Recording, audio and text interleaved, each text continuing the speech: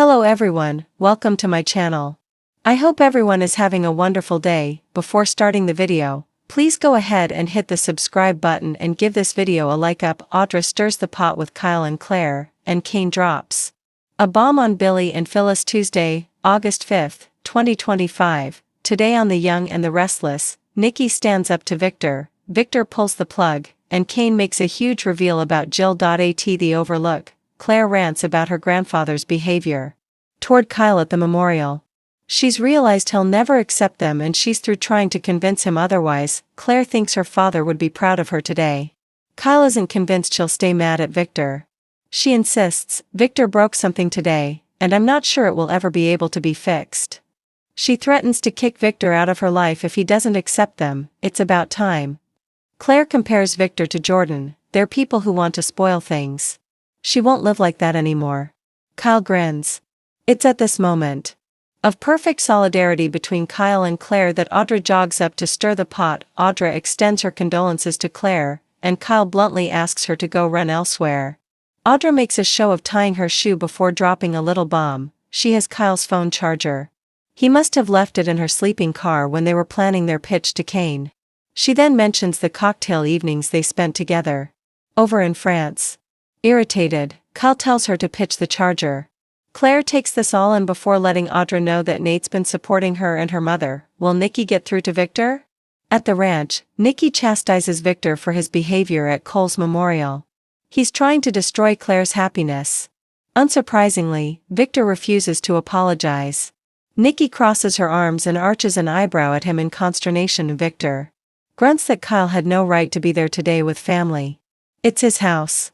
In a deeply satisfying moment, Nikki informs him that this is her house as well and he has no right to decide who comes and goes. She reminds him Kyle was already a member of their family before. He may not want Kyle back in it, but Claire has different ideas. When Victor digs in, Nikki tells him again that he was wrong for picking on Kyle today. She has no energy for this exhausting nonsense and begs him to let go of his hatred for the Abbotts. Victor, softening, assures her he heard her about life being too short. Once alone, he picks up his phone and summons Audra to the ranch. Kane drops a bomb in Kane's suite. Phyllis is irked by Billy's attitude toward Kane's once-in-a-lifetime offer. Billy won't do anything to the people he cares about until he knows the details of the plans, which involve his family and the mother of his children. He questions Phyllis not caring about Nick. She says, it's just business. Billy, who ironically just cut ties with his brother, snarks about her priorities and demands more info from Kane. How will he take over private companies? Kane won't say, but coming clean suddenly seems preferable to listening to Phyllis and Billy trade insults, so he explains that each company will become a division of Arabesque. Each CEO would have the opportunity to keep their position, but would be demoted and would answer to him. Billy's highly amused that Kane thinks Victor Newman will answer to him. They debate as Phyllis soaks up the idea of Victor answering to her. Billy says it's a fantasy. Kane pressures him to make a decision. All Billy wants is Chancellor. If Nikki would continue running it, he's out. Kane yells, would you just think bigger? What he's offering would dwarf Chancellor.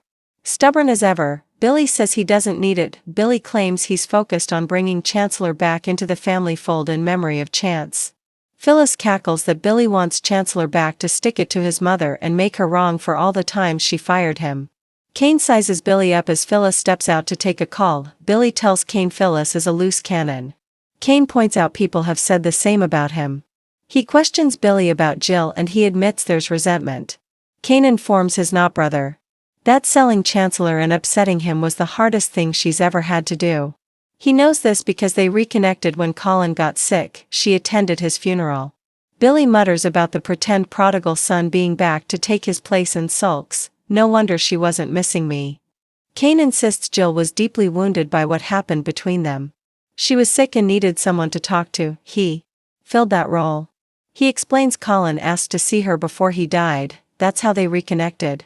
Billy asks if she knew he was Aristotle Dumas as Phyllis re-enters and says Summer's upset about Chance.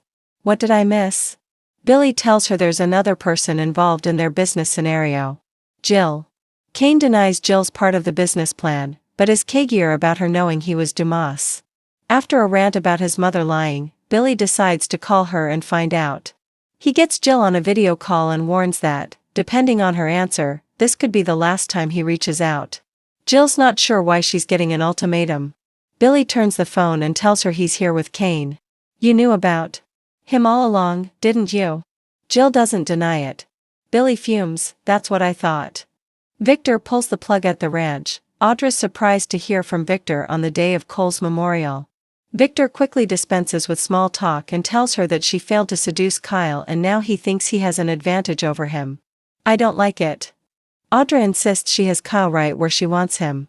She was never going to sleep with him. All she had to do was get him into her room. She's already started to create doubt in Claire's mind. We're looking at a time bomb ready to explode. Victor declares that she's spinning this, and their deal has ended. He's pulling the plug on her company, Vibrante. I'm shutting it down, now. Claire drops a bomb. Claire and Kyle rejoin Victoria at the tack house. She assures her daughter she did nothing wrong with Victor and that she'll be having a go at him as well. Claire doesn't care. Changes are ahead for her and Kyle, and she won't waste any more time waiting for Victor Newman's approval. Claire announces to her mother, and Kyle, that it's time for them to move in together. Victoria approves and says Cole would too. Claire deserves to live her life. And this week, the young and the restless served up a deliciously devious blend of manipulation, ambition, and shocking revelations. Just when viewers thought they had Kyle and Claire's simmering tension figured out, Audra Charles swaggered in like a match in a fireworks factory, determined to ignite the whole damn show. Meanwhile, Kane Ashby returned to the spotlight, full of confidence and carrying a briefcase packed with secrets. His arrival wasn't just an awkward reunion, it was a declaration of war. The target? Billy Abbott. And the collateral damage? Phyllis Summers, who didn't see any of this coming, until it was far too late. This week's chaos had everything. Scheming exes, romantic feints, corporate coups, and a power move that could reshape Genoa City's business and social spheres. Let's break it all down. Chapter 1, Audra's Agenda. There are instigators, and then there's Audra. Slippery, sultry, and absolutely fearless, she made it clear that her new mission is to fracture any budding alliance between Kyle Abbott and Claire Grace, and if she can draw out Kyle's darker impulses in the process, even better. Audra's strategy was deceptively simple: insert herself in every moment, every conversation, every lingering glance. The way she cornered Kyle at the jazz lounge wasn't just flirtation, it was a chess move. She knew Claire was watching. She wanted her to watch. Funny, she purred as she slid into the booth beside Kyle. You used to like your women bold and unpredictable. You've gone so vanilla lately. Claire, standing just a few feet away, clenched her jaw. That was the whole point. Chapter 2, Kyle's dilemma. Kyle Abbott has never been particularly subtle. His weaknesses, ego, pride, impulsiveness, have always made him easy prey for manipulators like Audra. But Claire? Claire represented something different, a shot at redemption. At least, that's what he told himself. In truth, Kyle was straddling a dangerous line between desire and duplicity. He liked being needed by Claire, who saw the better version of him. But Audra made him feel needed, in a way that always turned primal. After an uncomfortably tense boardroom meeting, one in which Claire confidently presented a marketing pivot Kyle secretly supported, Audra cornered him again. You let her take the lead, she whispered, smirking. Since when are you okay with being someone's shadow? Kyle didn't respond. But his silence was an answer of its own. Chapter 3, Claire fights back. Claire Grace, once the subject of suspicion and whispers, has blossomed into a force within Newman and beyond. But she's no fool, and she knows exactly what Audra's up to. Instead of confronting her directly, Claire did something smarter. She leveraged her relationship with Nikki. Don't be surprised if Audra stirs things up between Kyle and me, she warned Nikki in a private moment. Just know, I won't go down without a fight. Nikki, intrigued, offered her blessing. Good. It's time we had women at the top who didn't need to stab each other in the back to get there. Claire's next move? Inviting Kyle to collaborate. On a charity initiative, one so public, so carefully crafted, it would force him to choose visibility with Claire or secret games with Audra. The pressure was on. Chapter 4, Enter Kane, and the bombs begin. Drop while Kyle, Claire, and Audra tangled in a web of corporate flirtation and ambition. The real explosion was happening across town. Kane Ashby returned. To Genoa City with a bang, and not just metaphorically. His presence at society caused an actual scene when Billy spotted him from across the bar, the tension between them? Palpable. But it was Phyllis, ever curious, ever chaotic, who approached Kane first. "Didn't expect to see you back here," she said, swirling her martini. Kane's grin was all teeth. "Didn't expect to stay, but then an opportunity fell into my lap." Phyllis narrowed her eyes. "What kind of opportunity?" That's when Kane dropped the first bomb. "Let's just say Chancellor Winters is about to need new leadership. And I plan to be the one wearing the crown." Chapter 5, Billy Goes Nuclear. Billy Abbott may be reckless, but he isn't stupid. When he got wind of Kane's ambition, and more importantly, the backdoor dealings he was allegedly orchestrating with investors, he didn't waste time with pleasantries. "You don't belong here," Billy hissed, confronting Kane outside. Crimson lights. "And you definitely don't belong at Chancellor Winters." Kane didn't flinch. "Tell that to the board members who've been calling me." Billy's face darkened. "Get ready," Kane said coolly. "Because I'm not just coming for your company. I'm coming for your legacy." It was enough to rattle even Billy's ever-confident stance. And when he stormed home and filled Phyllis in on everything, her reaction stunned him. "You know what?" she said. "Maybe it's about time someone shook things up. Maybe you need a challenge." Billy looked like he'd been slapped. Chapter 6, Claire makes her playback. In the world of Newman's strategy and romantic crossfire, Claire decided to take control of her narrative. Instead of playing defense against Audra, she went on the offense. With a bold proposition to Kyle, "Let's team up," she said bluntly. "You and me. Not just at work. Let's give people something to talk about." Kyle blinked. "You mean, go public?"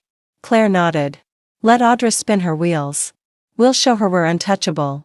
For a moment, Kyle hesitated. But then, he said yes. Audra, naturally, didn't take it well. And her retaliation? Immediate and surgical. She leaked a confidential memo, one that Claire had authored, to a rival media outlet, painting Claire as inexperienced and tone-deaf. The fallout? Brutal. Chapter 7, Phyllis takes a side, and surprises Everyone. Phyllis Summers, who had been trying to stay out of the fray, finally made a move of her own, and it was not what anyone expected, after overhearing a particularly hostile exchange between Billy and Kane. Phyllis sought Kane out again. "Let me help you," she said simply. Kane raised an eyebrow. "Why?" "Because I'm tired of playing nice," Phyllis replied. "And Billy has had too many second chances." It was an alliance that promised chaos, and they both knew it, but, Phyllis added, "If I help you, I want stock. Real stock. Not just a seat at the table, a voice." Kane extended his hand. "Deal." Chapter 8, The rumblings of WAR, with Claire and Kyle making headlines as a new power couple, and Phyllis aligning with Kane against Billy. The balance of power in Genoa City shifted dramatically, and dangerously. Victor Newman, watching from afar, made one cryptic phone call. "Keep an eye on Audra," he said. "She's about to show us who she really is." Meanwhile, Jill Abbott, upon learning of Kane's ambitions, booked the next flight to town. "Hell no," she muttered. "If Kane thinks he's walking back in and taking over, he's got another thing coming." The pieces were moving and a storm was coming. Chapter 9, Secrets, Spies, and Sacrifices. Behind the scenes, more secrets churned. Claire discovered the leak had originated from a device Audra had planted weeks ago, a ghost app buried in a shared calendar.